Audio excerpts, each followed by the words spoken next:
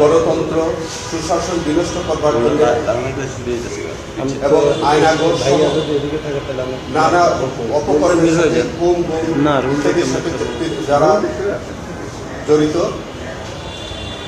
সেই রকম দুইজন দুষ্কৃতিকারী কর্মকর্তা, একজন মাসুদউদ্দিন চৌধুরী, আরেকজন হচ্ছে মামুন খালেদ। আপনারা দেখেছেন ইতিমধ্যে তারা গ্রেফতার হয়েছে এবং তারা অন্য মামলায় পুলিশ হেফাজতে বা রিমান্ডে আছে। তাদের অতীতের যে কর্মকাণ্ড, তাদের বহু কর্মকাণ্ড আমাদের মানবতা বিরোধী অপরাধের সংজ্ঞায়িত অপরাধের মধ্যে পড়ে।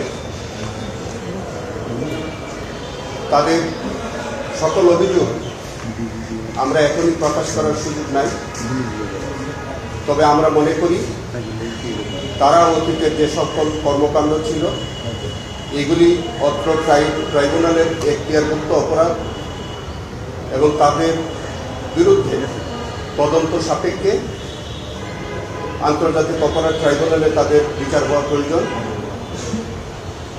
সেই দৃষ্টিকোণ থেকে আজকে চিফ প্রসিকিউটরের কার্যালয় থেকে আমরা ট্রাইব্যুনাল 2-এ দুজনকে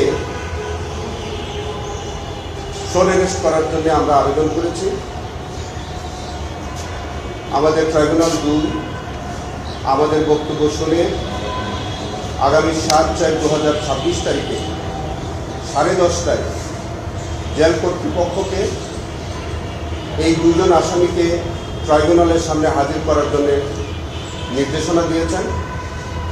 আমরা আশা করি আগামী 7/4/2026 তারিখ 10:30টায় ট্রাইব্যুনালের সামনে তাদেরকে উপস্থাপিত করা হবে এবং সেই দিন ট্রাইব্যুনালের যে অপরাধের সাথে তারা সম্পৃক্ত বলে আমরা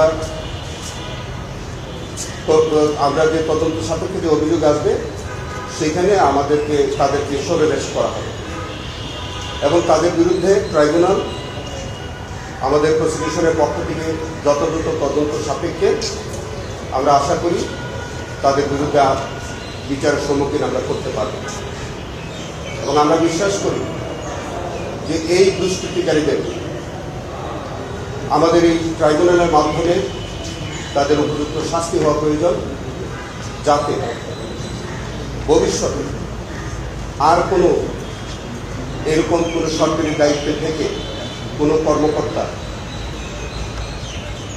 কোনো মানবতা বিরোধী কোনো অপরাধ করার সাহস না পায়। তবে তাদেরকে আমরা এই ট্রাইব্যুনালের আওতাধীন আমরা আনার চেষ্টা করছি। আগামী 7/4/2026 তারিখে তাদেরকে আনা হবে।